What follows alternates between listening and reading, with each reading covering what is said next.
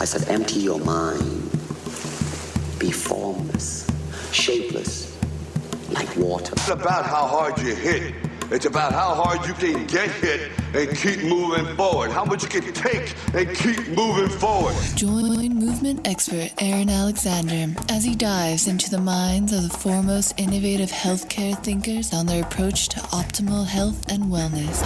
Align Podcast. Welcome back to Align Podcast. My name's Aaron Alexander. Today's tremendous episode is with my friend, Miss Emily Fletcher. Emily is world-renowned meditation teacher. She's the founder of Ziva Meditation and writer of the recently published book, Stress Less, Accomplish More. It's her guide on how to integrate effective meditation into your life and why the heck that matters. Thanks so much for tuning in the website, alignpodcast.com, ALIGNpodcast.com. On there, I highly recommend y'all get started with the 5-day movement challenge. People have been digging that. 5 simple videos, breaks down 5 fundamental things that I think everybody ought to have in their daily life for optimal movement function. I got to stop using optimal, that word. It's one of those buzzwords. Anyways, buzzwords, not good. So thanks so much for checking that thing out. It really will optimize your shit though. And thank you so much to Ned for supporting this podcast. Ned is I think it's one of the highest quality CBD oils that you will find. They're great. They're all from a single source in Colorado. It's all cold extracted. It comes from a company and a culture that actually gives a damn, which is great. And you can get yourself 15% off. So you go to helloned.com/align, ALIGN. 15% off on your first purchase. I hope y'all enjoy that stuff. I've been taking it each morning. I quite enjoy it. Keep it under my tongue. Take a little walk. It's nice. 15% off, helloned.com/line. All right, this was recorded in LA while Emily was visiting, and I really enjoyed this conversation. I really dig and appreciate Emily's existence in the world. I hope you guys do too. Here we go, back to the show. Pow. Align Podcast. So essentially the podcast started. Great. I mean, guys, my hair looks amazing. You look good. I'm looking great. All right, so I've got a face for radio. That's something that very few people, that's not true. That's something very few people probably do. And most people, even they do, are probably like, why the hell am I doing this? Oil pulling or tongue scraping? Both.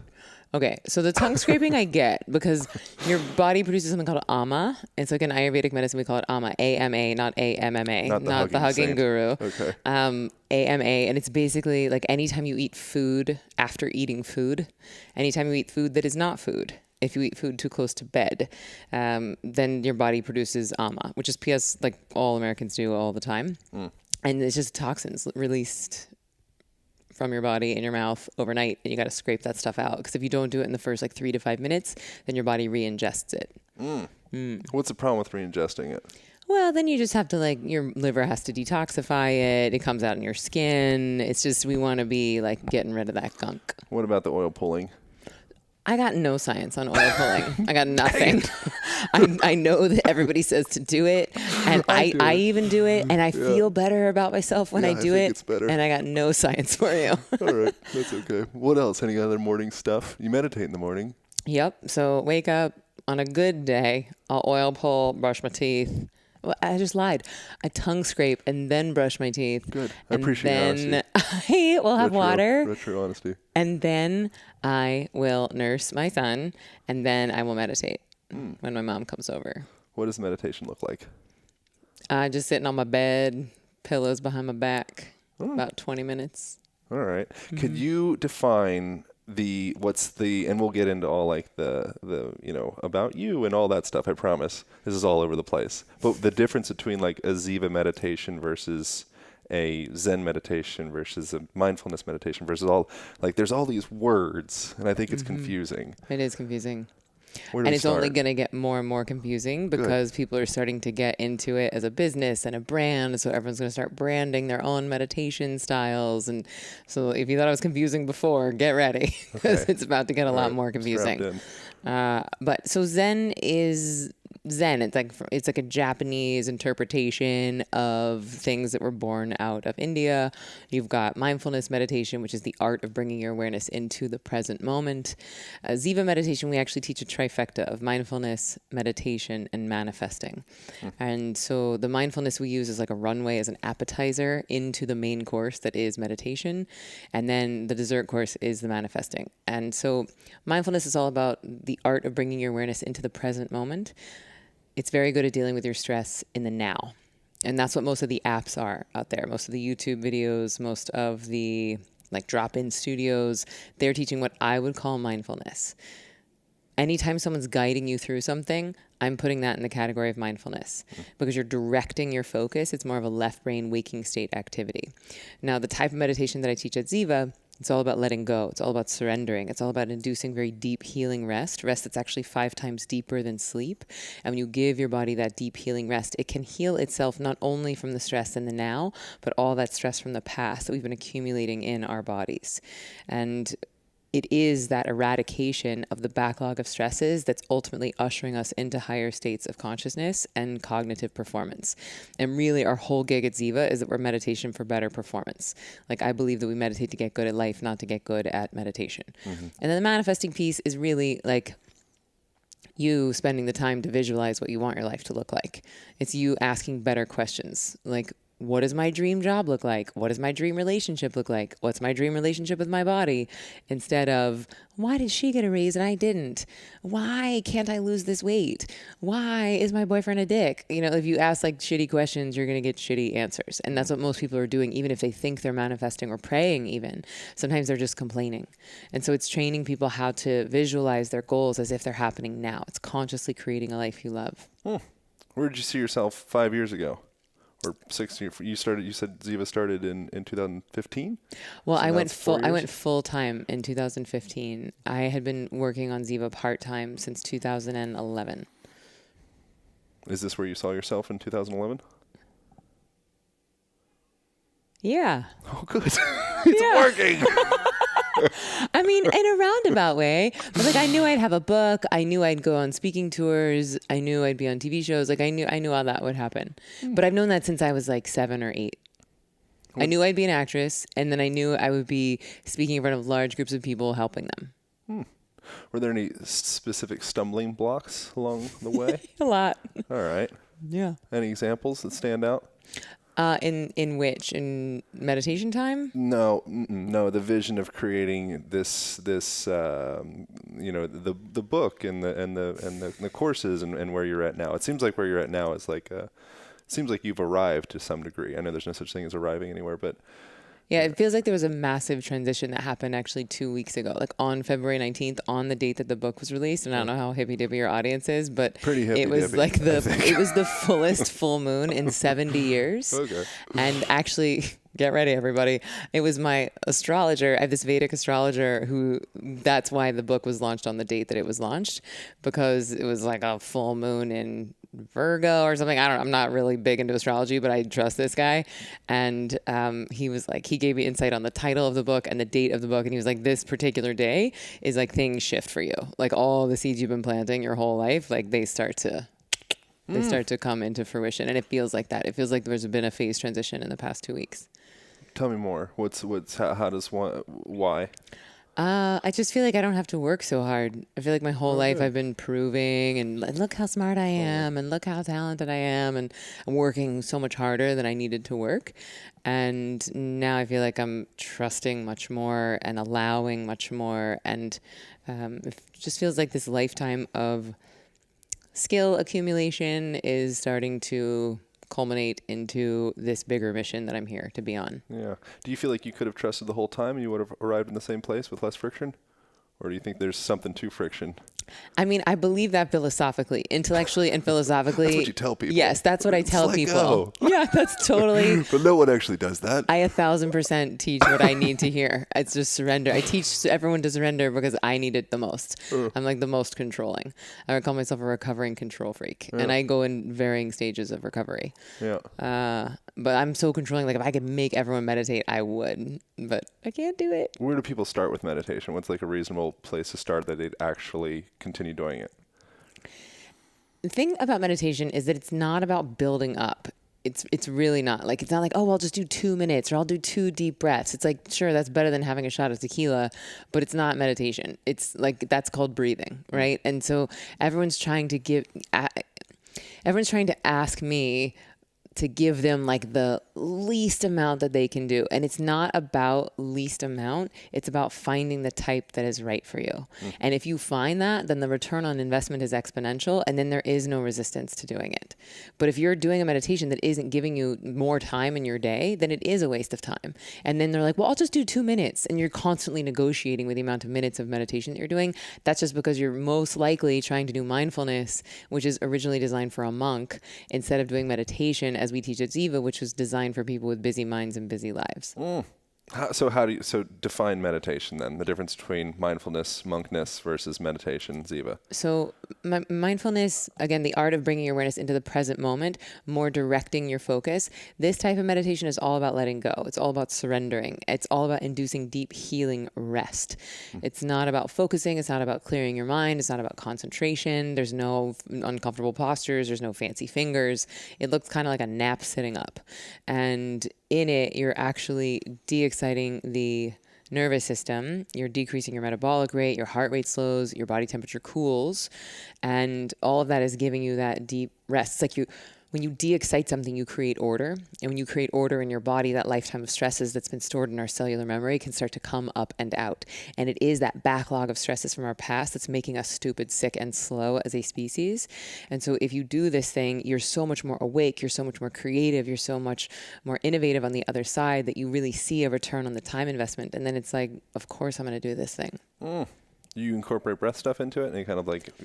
Occasionally I will, like if I'm doing like a corporate talk, like today I gave a talk at a corporation, and I will use breath because I can't teach a full meditation class in an hour, because my in-person class is 10 hours long.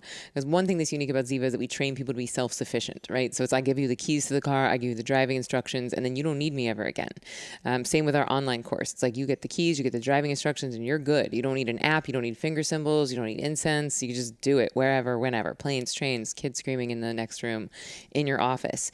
But if I am teaching and I have like an hour, but they want me to do something, they don't want me to just talk about the neuroscience. They want me to actually give them some sort of an experience.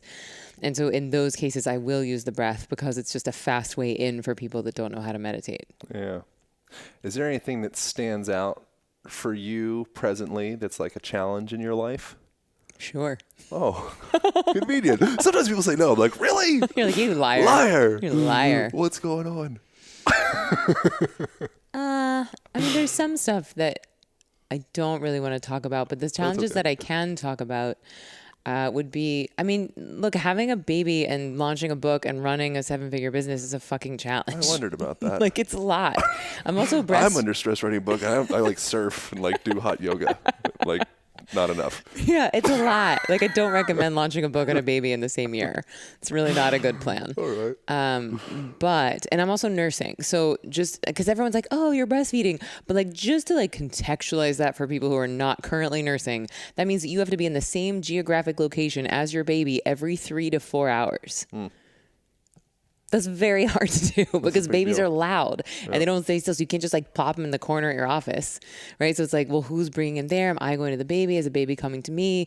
Are we going to stop the meeting? What if baby's sleeping when I scheduled a break for my team? So it's just like a whole nother layer of logistics on top of what's already like a huge, like 8-month logistical execution plan on launching a book. Right. So I'm very, very proud of myself and of my team, like my domestic team, just like my husband and my mom.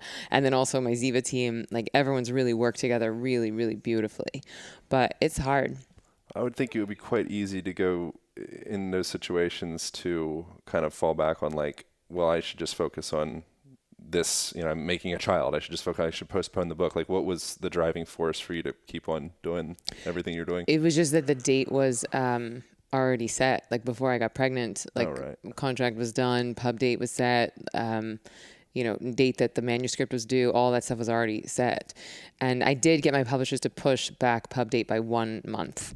So I had 1 month extra to deal with that, like postpartum. Did you have any like breakdown moments throughout that time frame? Yeah, my first 2 months after having the baby were the I'm going to go and say the worst of my whole life. Whoa. It was really brutal. Like postpartum was brutal. And I think I had a string of physical challenges that maybe not everyone has. I mean, I think anytime you have a baby, like it's a thing, right? Your identity is changing, your body is changing, you're not sleeping. Like it's hard for anyone. But in this particular case, I had a great pregnancy, easy peasy, but I had a 4-day back labor, which went into Jasper had jaundice, which means that he had too much bilirubin in his body. And the only way to clear that is by nursing, but I wasn't making enough milk. And so there wasn't enough milk to like clear the bilirubin. And then he had a tongue tie, which means that his tongue is not long enough to nurse, which means they just like bite on your nipples and make blisters. Get out there with a fingernail. That's what old school style. Is that what they would cut it with their fingernails? Like a long fingernail, and the doulas would go in and get a little. Yeah, well, we got it lasered. Like, so we went to the like pediatric dentist and lasered it, and it went for 6 weeks though. I saw 4 lactation consultants, and they all said no, he doesn't have a tongue tie. And so I was like, why does this hurt so bad? Like, I do not believe that every person who has nursed in the history of ever has gone through this level of excruciating pain. I mean, it was like blood curdling, screaming pain, and it's like glass on top of blisters on top of fire, and if you don't do that every 3 hours, then your child dies. And you're just like, what? And you're so tired.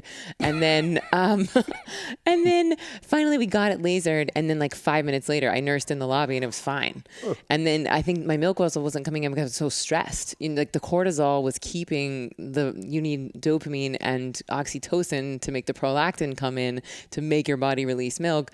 And so anyway, I just got behind, and then I also took this drug, which I'm like not really into drugs, but I took this drug to make my milk come in, which made me gain 30 pounds after I had the baby. You're like not a big person either. I'm not. Well, this 30 pounds in like Aaron pounds is like probably 75 pounds. It felt like a lot. Like I was like, this doesn't look like me. But anyway, and that was one thing that I felt myself slipping back into. Like finally, when I cared about my body again, which is probably like 3 or 4 months later, I was like, oh, I've never had to really.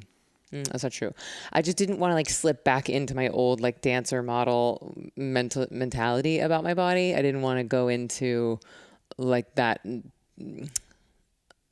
like math equation that I feel like a lot of people are in, of like, oh, well, I've been good today, so I can have this, or I've been bad today, so I don't like a punish and reward system with food. Yeah. And I used to kind of be in that when I was in my early 20s, just from dancing and modeling and whatever. And so I wanted to really practice what I preach and just let things shed. And actually my friend Sarah Ann Stewart, who's amazing, who lives here in LA, you should have her on the show. She's coming out with a book soon. She really helped me to get into the headspace that I wanted to be in and do it in a way that was kind and conscious and loving to myself. What did that look like? Just sort of visualizing the feeling, how I felt when I felt strongest and happiest in my body, right. Trusting that my body knows exactly what it's doing, thanking my body for like creating life for this child. And instead of like, we're mean to ourselves oftentimes when we look in the mirror and like trying to fix and judge. And so just getting out of that. And she was like, no scales. And then also, like food journaling, but more like feeling journaling. Like how are you feeling when you're eating the food before and after? Cool. Versus like, because I know how to eat. Like, I've been studying Ayurveda for 7 years. Like I know what I should and should not be eating. I know my body type. So it wasn't a question of, although I do have this one life coach and she was basically like, you're fat. And I was like, okay, easy. I was 6 months after I'd had a baby, and but she goes, "What are you eating?" And I was like, "I have a smoothie in the morning." She goes, "What's in that smoothie?" And I did like kind of think back, and I was like, "Well, this was the smoothie I was drinking when I was pregnant to like grow a human." On the pregnant smoothie, right? I was on the pregnant smoothie. The 2-person smoothie. Yeah, and so I had to switch it to the 1-person smoothie. Better than 1-person smoothie. That was good. Yeah. Yeah, so I'm always curious, like when we are in those darker places, because I think it's easy to feel like the meditation, and like we imagine like it's like the perfect world when you do that. But I think it's just so interesting how we bounce back from the places that we think are really, really dark. I like the idea of focusing on the sensation that you want. I was talking to this sexological body worker, sex therapist person last night at the grocery store. Of course you were. It's LA. It was fun. Yeah. But that was one of the things that she was talking about that I thought was so cool, was with your partner, as opposed to thinking about like the perfect partner and all that stuff, focusing your energy on the sensation and like how do you want to feel with that person, and really actually feeling those those sensations in yourself right now, like creating that, anchoring yourself to that state, kind of raising your vibration to, connect that to, so when you actually do have that experience, it's kind of like you're already set up for it. Yeah, that's PS, the whole key to manifesting. Oh, good. It's you getting into the feeling space as if the dream is happening now, instead of worshiping the space between where you are and where you think you should be, which is the definition of stress. You instead get yourself to the feeling space as if the dream is happening right now. Yeah, but I think people might, and manifesting is kind of like one of those like charged trigger fluffy words, but that's okay. I think a lot of people perhaps maybe manifest in such a way that it's more about the material thing as opposed to the sensation that one would feel. I think that the old school way of manifesting, and by old school I mean like 90s, like when The Secret came out, which was, thank you to all of those teachers, thank you to that movie, because it really is the thing that introduced this idea that thoughts become things, that we do have some agency over what we're creating in our world and in our lives.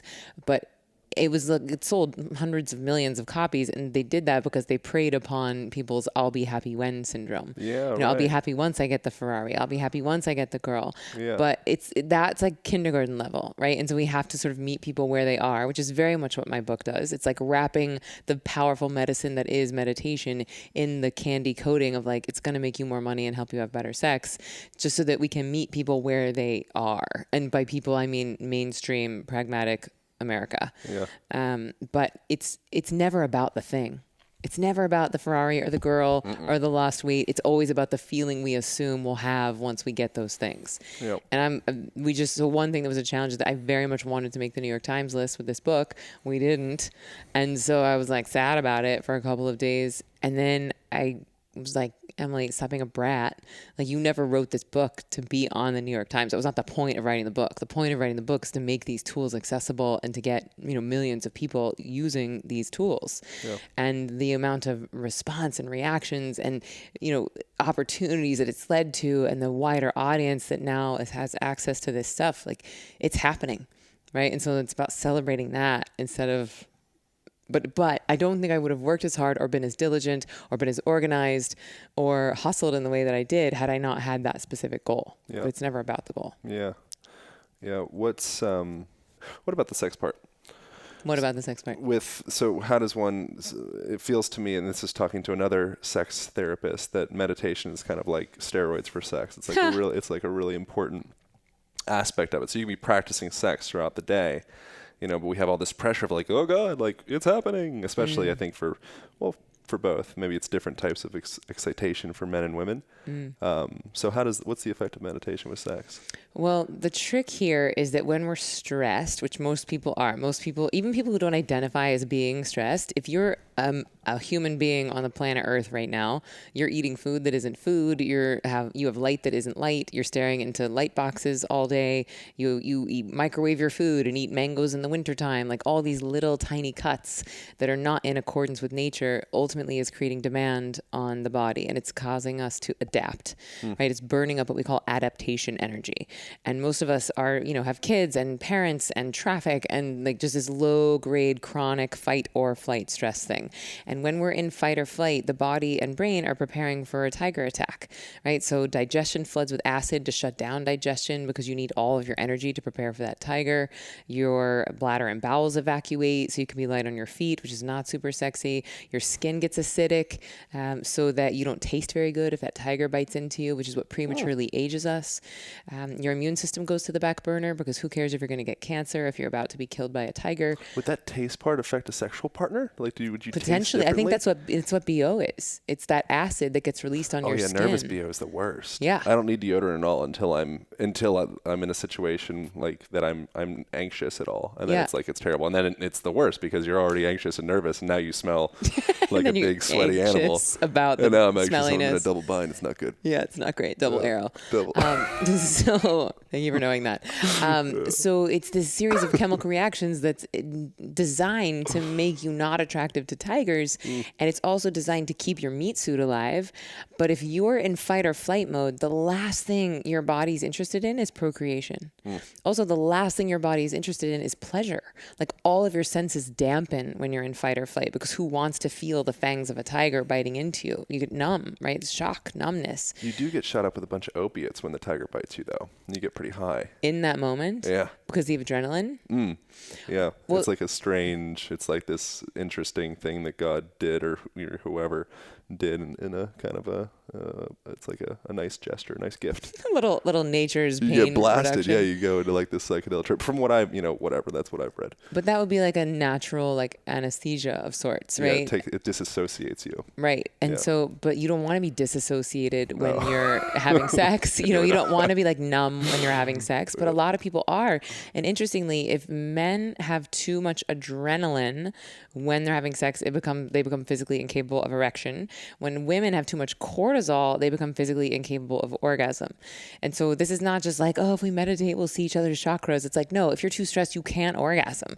So it's like, and most people, and actually there's 2 case studies in my book. One of a woman who had never had a vaginal orgasm, like exclusively vaginal orgasm, until she learned to meditate. And then like 2 weeks later, she was having sex with her boyfriend and was like, whoa, it was a surprise. And she said her boyfriend felt really great about himself. And she's like, I knew what it was, but I didn't tell him.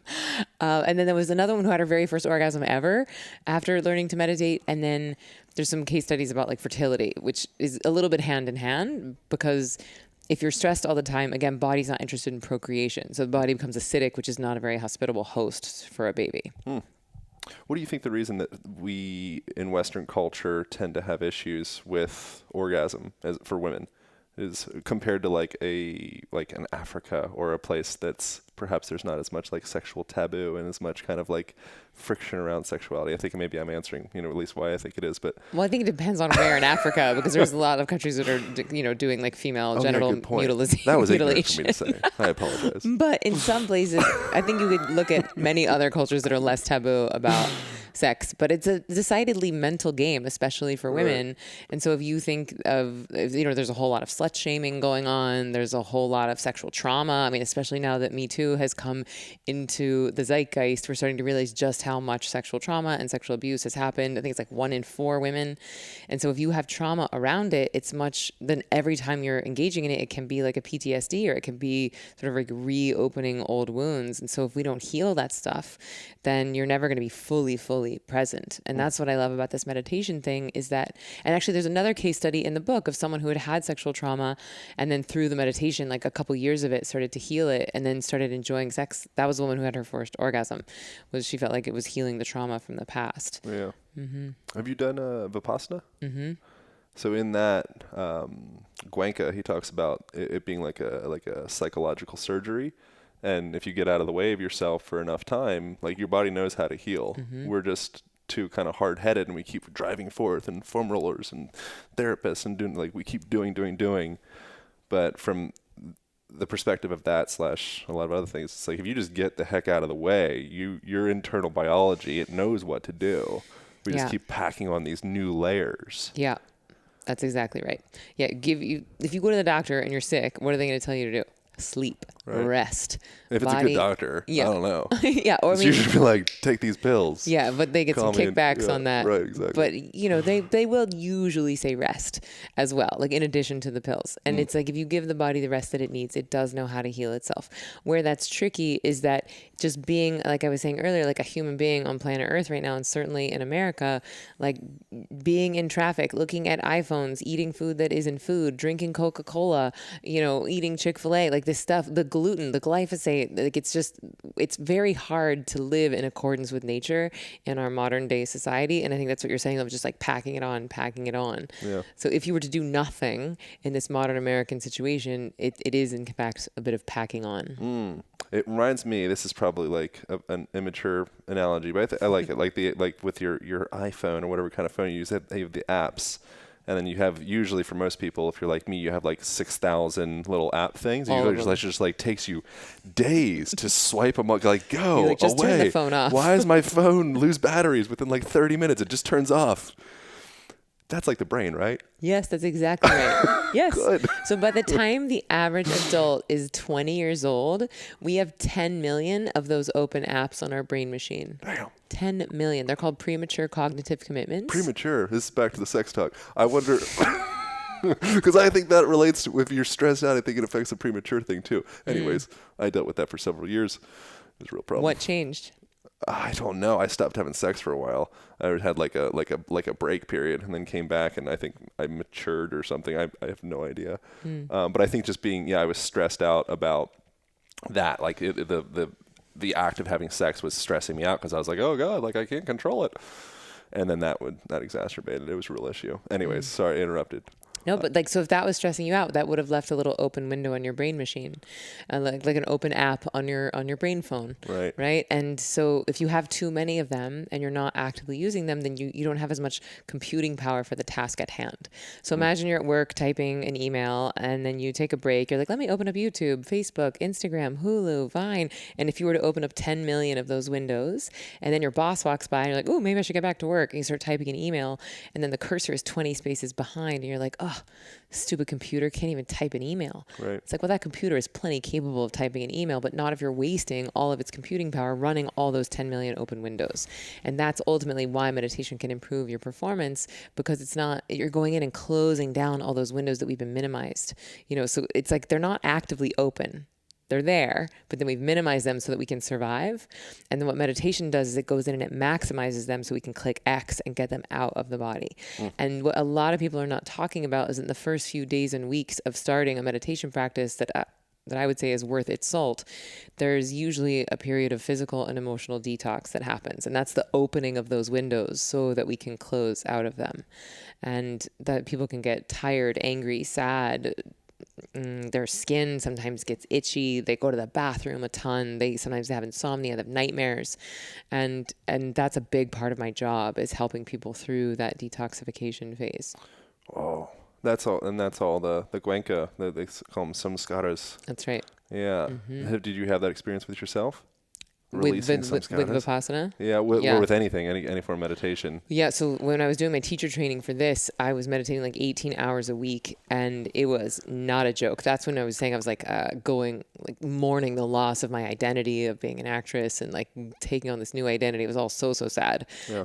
But then in Vipassana, I remember like up until about day 5.5, I was like, well, the first 3 days I was like trying my best to just not be in pain. So for anybody who doesn't know, like Vipassana is like 10-day silent meditation retreat. You're meditating 10 hours a day, no real cushions, no back support. It's like excruciating physical pain. You didn't have cushions? I mean, we had like the teeny tiny little cushions that turn into non-cushions. Oh man, I had a soft Vipassana. Oh, mine was in India. I was in this outdoor, like freezing cold, loud place in southern India. It was crazy. Oh, that's good. But I was, so like for like the first 45 minutes, I'd be like, I'm great. I'm a pro. I'm a meditation teacher. And the minute 46, I'd be like, certainly I'll have to amputate my legs. Certainly I'll never walk again. Yeah, that's what you think. You just sit in that for 9 more hours. And so by day like 5, there was also a guy there who was supposed to be helping, but he was really, really sick. And so about every 10 to 14 seconds, he'd be like, and he was just like snotting and sniffling. And by day 5.5, I was like just imagining all the ways I wanted to murder him. And I was like, and that was the day he was like, every time you have a negative thought, it plants a seed, which grows a tree that grows a fruit, like 1 million more negative thoughts. And like, basically I was like, I'm going to die and rot in hell. Yeah. It was awful. I had a guy with the faintest little nose sniffle. It was just a little whistle that would go through. And it was the same thing. I was just thinking of murderous thoughts. Yeah. It's terrible how that happens. But then by day 6, I sort of got over, I didn't get over, but I did the thing where you stop avoiding the pain, you stop chasing the pleasure, and then everything opens up, everything changes. And then I was like, oh, I get it. If you can manage to stop avoiding pain and chasing pleasure in your life, you become a master of anything. That's like the Rumi, the cure for the pain is in the pain. Ugh, I've never heard that quote. Why is he so effing smart? He's good. Why?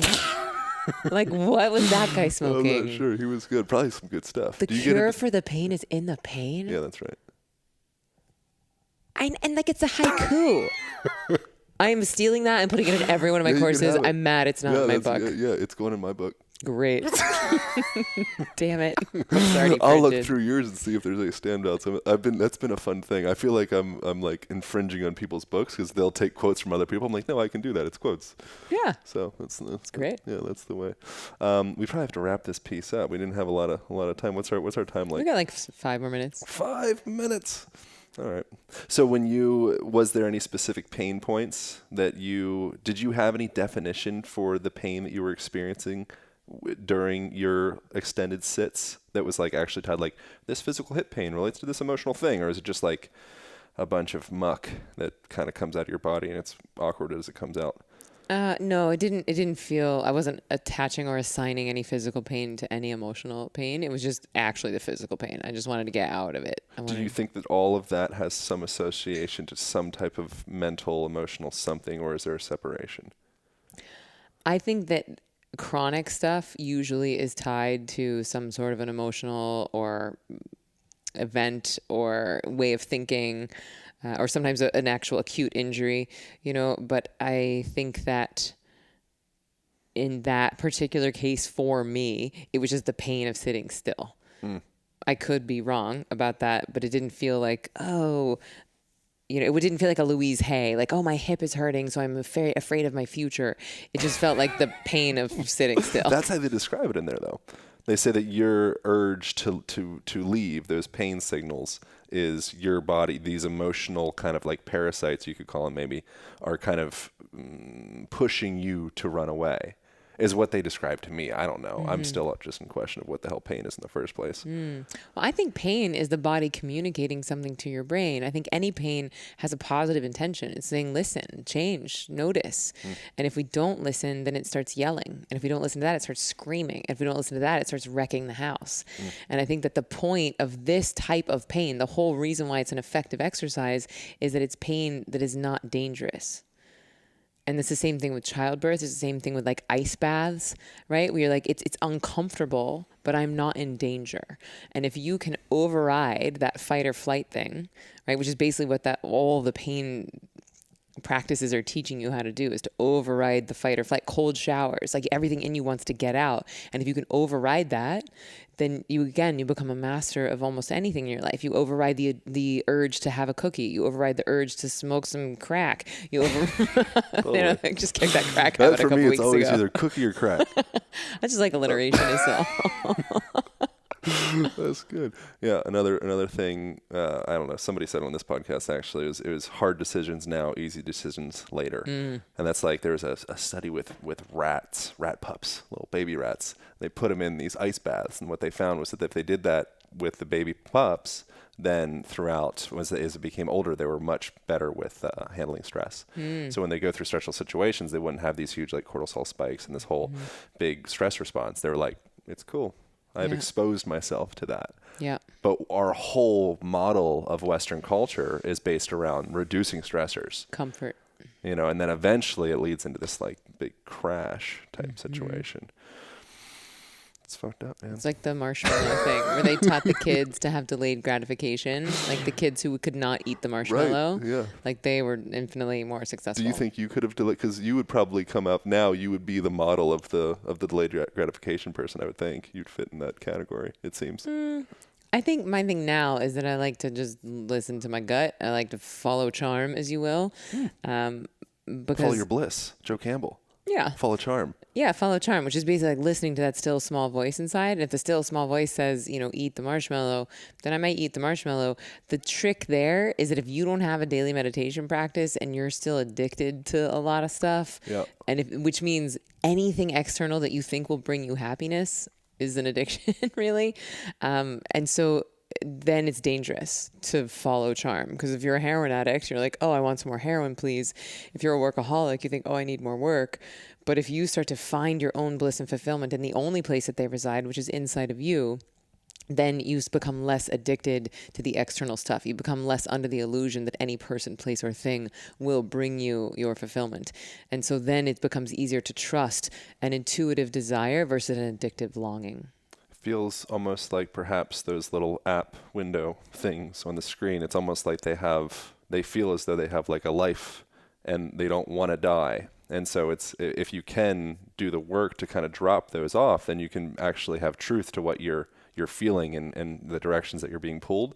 But as long as you have those, you'll have all these kind of like malaligned urges to eat shit and all that stuff. I don't know. I'm just Oh, you mean like shitty food, not shitty actual food. shit? Yeah, because that's the thing. It's like just follow your bliss, man. Like follow what's. It's like I think most of us are so stirred up. It's like what we want is just a bunch of sugar and crack, wine and Netflix, crack.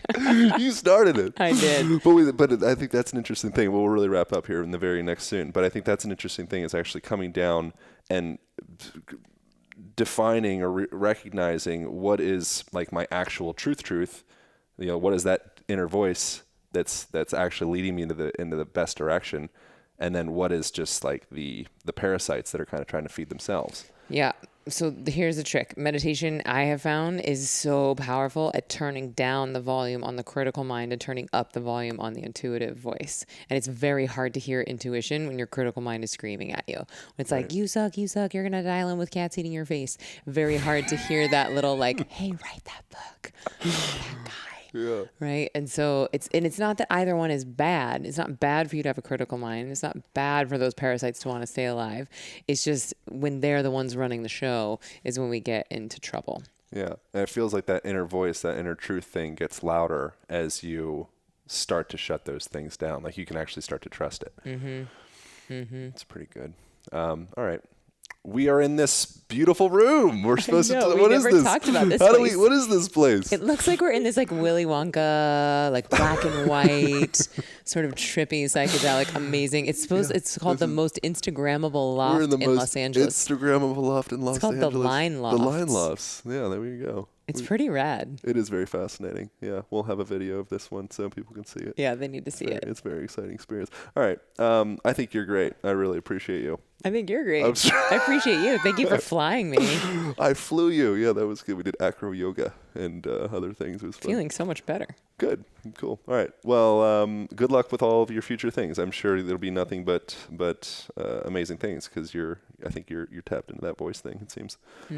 One thing when nature's pushing the shopping cart, it's easier for us to chill. That's an analogy I haven't talked about. Nature's pushing the shopping cart? Yeah, so I think that like we humans, we try to control our lives, and we're like the little kid driving the plastic car on the front of the shopping cart, and like we think we're driving, and then like the mom is like, "Look how cute! My son thinks he's driving the shopping cart." And I think that's how God is with us humans. Like, look how cute! They think they're driving their lives. Oh, that's good. So it's like, oh, just let nature. And so when we go a different direction, the kid's like, "No," but it's like, "No, it's okay. We're turning. It's fine." Yeah, like we're gonna go get some vegetables. We're not gonna get the Twix. All right, cool. We'll finish up on that. Thanks for listening. Over and out. Oh wait. Where do people find your stuff? I'm sorry. Yeah. Normally, my thing is. I thought that was it. We referenced the Line Lofts. What about you? Where do people find you? We said it once, but okay. So if you want to find me, there's lots of places, but the easiest is just zivameditation.com, and then I'm all over social media at Ziva Meditation. And the book, which we've been talking about this whole time, is called Stress Less, Accomplish More: Meditation for Extraordinary Performance. Wow, I'm really excited about it. You should be. All right, cool. Thanks for listening. Over and out. Pow. Thank you so much for tuning in to that conversation. I hope you enjoyed it as much as I did.